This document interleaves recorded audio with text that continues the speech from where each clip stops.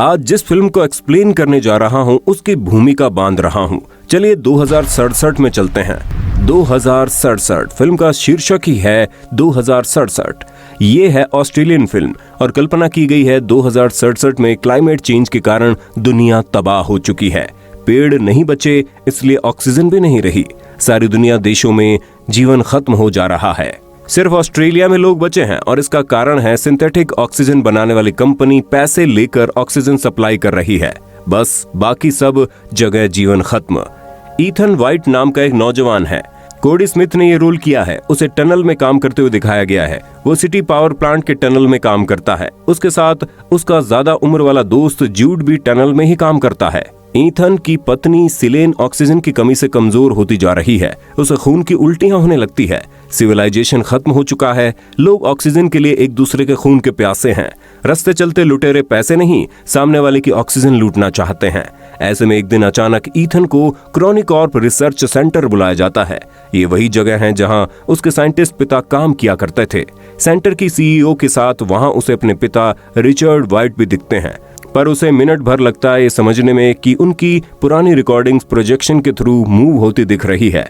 यहाँ उसे बताया जाता है कि सेंटर के पास एक टाइम मशीन है जहां वो जीवन खोज रहे थे।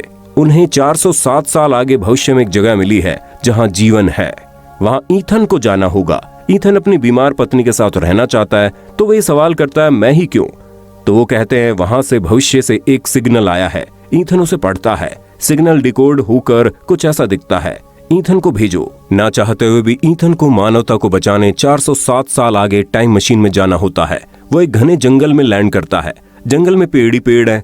वो आगे बढ़ता है। एक बंद जगह के बाहर पहरा देते हुए उसे एक कंकाल दिखता है। बहुत पुरानी लाश है।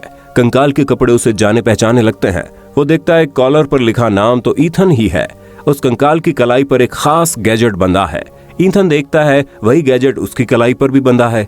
ये गैजेट उसके पिता ने उसे पहनाया था। बचपन में गैजेट पहनने पर उसे बहुत चोट लगी थी, खून भी बहा था। बस उस दिन के बाद से वो अपने पिता से नहीं मिला था। ईथन पहचान जाता है कि ये कंकाल हो ना हो उसी का है। कंकाल के माथे पर गोली भी लगी थी। ईथन वहां से भागता है। उसे आकाश से कुछ आता हुआ दिखाई देता है। वो बदहवास है। कुछ ही देर में वो अपने दोस्त जूड को भी वहीं पाता है। जूड बताता है कि उसे दोस्ती के लिए आना ही पड़ा। जूड उसे कहता है तुम्हें हार्ट अटैक हुआ था, मैंने तुम्हारी जान बचाई। अगले दिन जीपीएस डिवाइस के जरिए सिग्नल कहां से आया होगा ये तलाशते हुए दोनों फिर वहीं पहुंचते हैं जहां ईथन को अपना ही कंकाल दिखा था।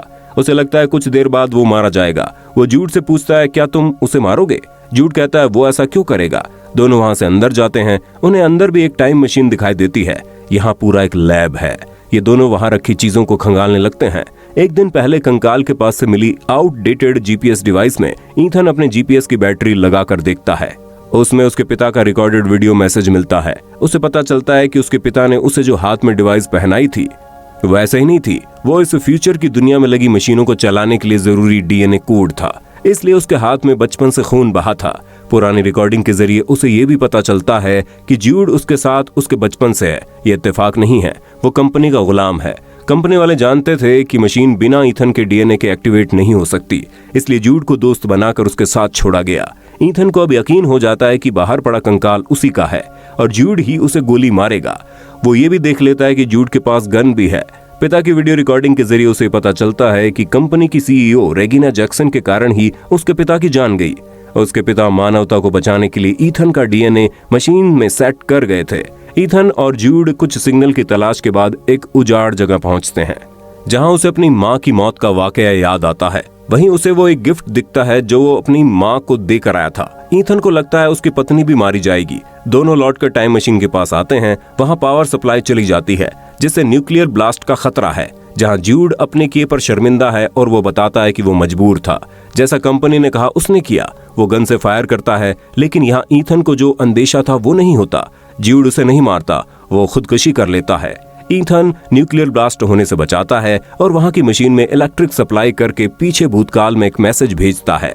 इस मैसेज में वो जो लिखता है वो कुछ यूं था, ईथन को भेजो। वहां 2067 में ईथन को मारकर जूड के आने का वेट कर रही सीईओ जैक्सन को पुलिस पकड़ लेती है। ईथन भविष्य में ही रह जाता है, लेकिन मानवता के लिए भेजता है ढेरों पौधे। उन पौधों को लगाकर ऑक्सीजन फिर से मानव की जान बचाती है। फिल्म के एंड में उसकी पत्नी के पास एक पार्सल पहुंचता है। वो उसे खोलती है, उसमें एक खिला हुआ फूल है जो ऑक्सीजन वापस आने और ईथन की याद का संदेश देती है। यही फिल्म का द एंड हो जाता है। चलिए दोस्तों, आज के लिए बस इतना ही। फिर मिलेंगे नए वीडियो के साथ। आपकी कोई फरमाइश हो तो बता दो। नमस्कार।